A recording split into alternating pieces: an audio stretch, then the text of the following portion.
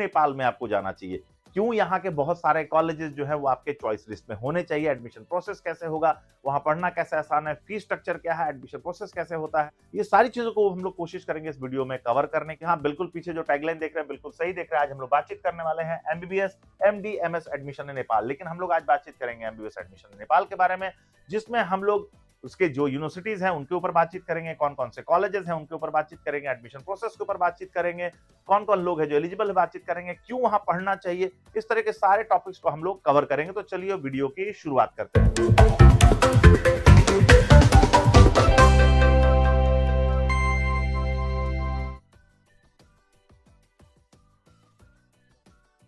तो अगर हम लोग नजर डालें कि क्यों नेपाल आपको चॉइस करना चाहिए, क्यों आपको एमबीबीएस, एमडी और एमएस नेपाल से करना चाहिए, तो अगर हम लोग यहाँ पे देखें तो ग्लोबली रिकॉग्नाइज और स्टैंडर्ड कोर्स करिकुलम यहाँ पे स्टूडेंट्स को मिलता है। पासपोर्ट वीजा रिक्वायर्ड नहीं होती है स्टूडेंट्स के लिए जो इंडियंस है, जो कि यहाँ से हमारे बॉर्डर लगते हैं और बॉर्डर पे जो है विदाउट जो वीजा पासपोर्ट स्टूडेंट्स अलाउड है। चीप ट्रांसपोर्टेशन है, जिसमें इंडिया नेपाल के बीच में डायरेक्ट बस सर्विसेज भी चलती है, ट्रेन भी चलती है और फ्लाइट से भी जा सकते हैं।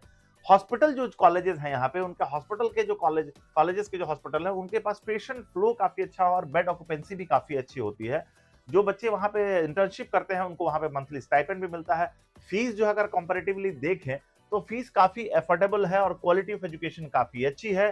साथ ही साथ यूनिवर्सिटी और कॉलेजेस जो है वो रिकॉग्नाइज है एनएमसी और डब्ल्यूएचओ से। टीचिंग जो होती है वो और लर्निंग जो वहां पे होती है स्टूडेंट्स इंग्लिश मीडियम से ही करते हैं, इसलिए बहुत ज्यादा किसी भी जगह से आप आ रहे हो, किसी भी लैंग्वेज में इंडिया के किसी भी कोने से हो, लैंग्वेज को लेकर के आपको इश्यू नहीं आती है। अगर हम डिजीजेस की बात करें, क्योंकि हर व्यक्ति जो बाहर पढ़ने जाता है वो ये देखना जरूरी है कि जब आप वापस इंडिया में आकर के प्रैक्टिस करेंगे तो आप जो डिजीजेस के ऊपर में पढ़ाई की है या डिजीज के ऊपर जो प्रैक्टिस किया है वो इंडिया से मैच करना चाहिए। तो अगर हम नेपाल के और इंडिया के कल्चर्स की बात करें, क्लाइमेटिक कंडीशंस की बात करें, खान पान की बात करें, तो ऑलमोस्ट इतना सिमिलर है कि हमारे और वहां के सेम डिजीजेस होते हैं। तो इसलिए वहां पे क्लिनिकल प्रैक्टिस काफी अच्छी होती है। जो सिलेबस है, बुक है, टीचिंग है, मेथोडोलॉजी है और जो मेडिसिन है वो बिल्कुल भी इंडिया में जो पढ़ाई होती है उससे पूरा मैच करता है। जो बहुत सारे स्टूडेंट्स हैं जो ग्रेजुएट हैं वो करंटली जो है वो बहुत ही रेपुटेड कॉलेजेस और इंस्टीट्यूशन वर्क कर रहे हैं इंडिया एंड अब्रॉड में। उसके अलावा अगर हम लोग बातचीत करें तो बहुत सारे स्टूडेंट्स जो यूएस में यूएस असेंबली के जो यूएस मेडिकल लाइसेंस एग्जामिनेशन जो होते हैं उसके लिए एलिजिबल हो पाते हैं बहुत इजीली कंप्लीट करने के बाद। एमबीबीएस यहाँ से चूंकि पढ़ाई काफी अच्छी है। इसके अलावा जैसे मैंने आपको पहले बताया कि similar culture, fooding and living जो है वो जो है इंडिया से बहुत हद तक मैच करता है। इसके अलावा जो कॉमन प्रैक्टिस हर जगह पे होती है, हॉस्टल और जो है बॉयज एंड गर्ल्स के लिए अलग है। स्टूडेंट्स जो डिजर्विंग कैंडिडेट हैं उनके लिए भी यहाँ पे स्कॉलरशिप अवेलेबल है। इसके साथ साथ सेवरल एमडी और एमडीएस के प्रोग्राम भी है जो एनएमसी के द्वारा रिकॉग्नाइज है, वो भी यहाँ से स्टूडेंट्स को करने का मौका मिलता है। नेपाल में अगर आप एमबीबीएस एडमिशन के लिए प्लान कर रहे हैं तो एक सिंगल बॉडी है जिसके जो कि वहां पे एडमिशन प्रोसेस को कंडक्ट कराती है, that is medical education commission, that is known as MSC. ये सिंगल प्लेटफॉर्म है या सिंगल ऑर्गेनाइजेशन है जिसके माध्यम से स्टूडेंट्स जो वहां पे एडमिशन ले सकते हैं। तो वैसे सारे स्टूडेंट्स जो एमएससी के थ्रू एडमिशन लेना चाहते हैं उनके लिए जो बेसिक क्राइटेरिया है कि एटलीस्ट उनका 50% मार्क्स जो होना चाहिए एग्रीगेट होना चाहिए फिजिक्स, केमिस्ट्री और बायोलॉजी में। और इसके साथ साथ वैसे स्टूडेंट्स जो कि इंडिया से हैं, अगर वो नीट में क्वालिफाई हैं तो वो आराम से वहां पर पे अपने नीट के रैंक के बेसिस पे काउंसलिंग के माध्यम से वहां पे एडमिशन ले सकते हैं। सो वहां पे जो एडमिशन प्रोसेस होता है ध्यान रखेंगे वो भी काउंसलिंग के थ्रू ही होता है, डायरेक्ट एडमिशन नहीं है। लेकिन अमूमन बहुत लो स्कोर तक में स्टूडेंट्स को वहां पे सीट मिल जाती है। और वैसे स्टूडेंट्स जो इंडिया में नहीं क्वालिफाइड है वैसे स्टूडेंट्स को लो एमईसी के फॉर्म को भरना पड़ता है और वहां के नेपाल के एंट्रेंस एग्जामिनेशन को दे करके भी वहां पे एडमिशन ले सकते हैं। बट बेटर होगा कि अगर आप इंडिया में क्वालिफाइड हैं, अपनी जनरल कैटेगरी में अगर आप क्वालिफाइड हैं तभी आप एडमिशन लें। तो वैसे स्टूडेंट्स के लिए यहाँ पे 5000 का फॉर्म भर करके स्टूडेंट जो है वो एलिजिबल हो सकते हैं और एमईसी के माध्यम से अपना एडमिशन सीट सिक्योर कर सकते हैं नेपाल में। तो बातचीत करें तो नेपाल में दो मेजर प्राइवेट यूनिवर्सिटी, एक त्रिभुवन यूनिवर्सिटी और एक काठमांडू यूनिवर्सिटी, जिसके अंदर सारे कॉलेजेस आते हैं और साथ साथ कुछ गवर्नमेंट कॉलेजेस भी है। तो अगर हम लोग देखें लिस्ट में तो medical colleges recognised by national medical commission of India जो कि एमबीबीएस ऑफर कर रहे हैं नेपाल में। त्रिभुवन यूनिवर्सिटी के अंदर नेशनल मेडिकल कॉलेज जो कि वीरगंज में है, चितवन मेडिकल कॉलेज जो कि भरतपुर चितवन में है, जानकी मेडिकल कॉलेज जो कि जनकपुर में है, गंडकी मेडिकल कॉलेज जो कि पोखरा में है, universal college of medical sciences जो कि आपका नेपाल में है, इसका किस medical college, Maharajganj medical college और इसके बाद Nepali army institute of health sciences जो कि काठमांडू में है। काठमांडू यूनिवर्सिटी के अंदर हम लोग बातचीत करें तो बहुत सारे कॉलेजेस हैं जो कि काफी बेहतर है इंफ्रास्ट्रक्चर के मामले में, साथ साथ एजुकेशन के मामले में और कनेक्टिविटी के मामले में भी आप देखेंगे तो बहुत सारे नियर बाय भारत के डिफरेंट स्टेट्स है जिसके बॉर्डर्स के आसपास में ये कॉलेजेस हैं, जिसमें विराटनगर मेडिकल कॉलेज जो कि विराटनगर में है, नेपाल मेडिकल कॉलेज जो कि काठमांडू में है, BNC medical college teaching hospital, उसके अलावा Kathmandu medical college, Nobel medical college, college of medical sciences Chitwan, Devdaha medical college, Lumbini medical college, Kathmandu university of medical sciences, Manipal college of medical sciences Pokhara, Nepalgunj medical college, और इसके अलावा वहां के कुछ गवर्नमेंट कॉलेजेस भी हैं जिनके बारे में यहाँ पे सारी अपडेट्स आपको देखने को मिल सकती है। तो ये थे वो सारे कॉलेजेस जो कि नेपाल के 2 यूनिवर्सिटीज के अंदर में आते हैं और जहां पे आप चाहें तो अपने लिए सीट सिक्योर कर सकते हैं।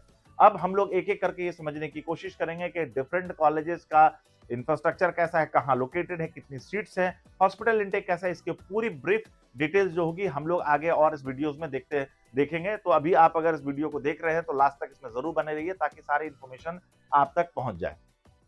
तो हम लोग आइए बात करते हैं कॉलेज ऑफ मेडिकल साइंसेज जो कि नेपाल में स्टैब्लिश है, काठमांडू यूनिवर्सिटी से एफिलिएटेड है। रिकॉग्निशन की बात करें तो Nepal medical council of India, education commission for foreign medical graduates, WHO जैसे डिफरेंट प्लेटफॉर्म से ये कॉलेज एफिलिएटेड है। कॉलेज की अगर हम बात करें तो चितवन नेपाल में ये कॉलेज स्टैब्लिश है।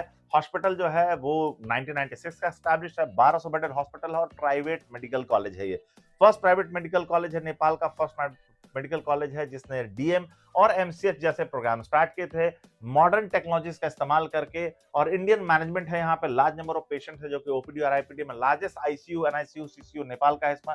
और इंडियन स्टाइल भी यहाँ पे मेस मिलता है। अगर हम लोग कनेक्टिविटी की बात करें तो 137 किलोमीटर है बीरगंज बॉर्डर बिहार से और 126 किलोमीटर जो है कि है Sunauli border UP border Gorakhpur से।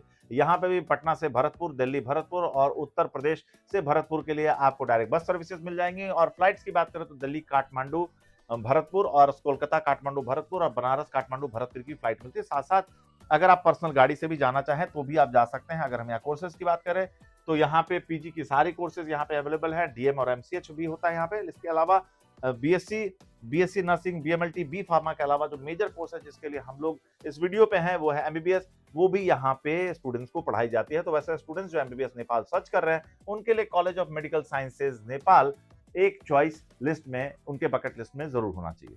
तो अभी हमने देखा कि कैसे आपकी त्रिभुवन यूनिवर्सिटी के अंदर और काठमांडू यूनिवर्सिटी के अंदर डिफरेंट कॉलेजेस हैं, क्यों नेपाल हमें चुनना चाहिए, कैसे ये कॉलेजेस भारत के different border, waste Bengal, Uttar Pradesh और बिहार के डिफरेंट लोकेशन से बहुत नजदीक हैं, क्लाइमेटिक कंडीशन, भाषा सब कुछ एक है। तो बहुत सारे स्टूडेंट ऐसे हैं और काफी पुराने, ज्यादातर मेडिकल कॉलेज जो है वो मिनिमम जो सबसे नया कॉलेज जो है वो भी 12 साल पुराना है और सारे कॉलेजेस लगभग 30 ईयर्स ओल्ड है।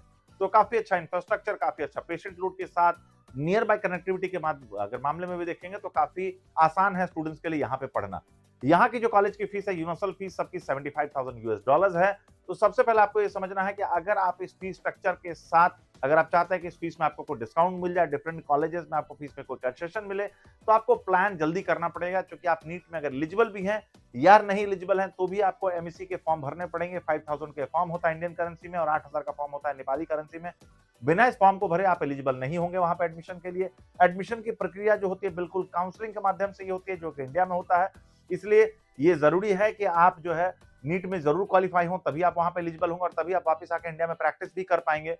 तो अगर आप चाहते हैं कि फीस में आपको डिस्काउंट मिले, किस तरीके से आपका वहां पे एडमिशन हो, फर्स्ट पेमेंट क्या होगी, फीस को आपको कितने सालों में क्लियर करना पड़ेगा, कैसे इस पूरे एडमिशन प्रोसेस को आप आसान बना सकते हैं, फॉर्म कैसे भर सकते हैं, इस तरह की सारी इंफॉर्मेशन के लिए जनरेशन नेक्स्ट शिक्षा समाधान अब्रॉड एडमिशन के माध्यम से नेपाल एडमिशन में आपको असिस्ट करेगा, जिसमें एमएससी के फॉर्म भरने से लेकर के डिफरेंट कॉलेजेस में बुकिंग के माध्यम से, साथ साथ काउंसलिंग, अपियरिंग में, और इसके अलावा थ्रू आउट जो अगले 5.5 साल आप वहां पर रहेंगे इसमें कंप्लीट असिस्टेंस हमारे माध्यम से आपको मिलेगा।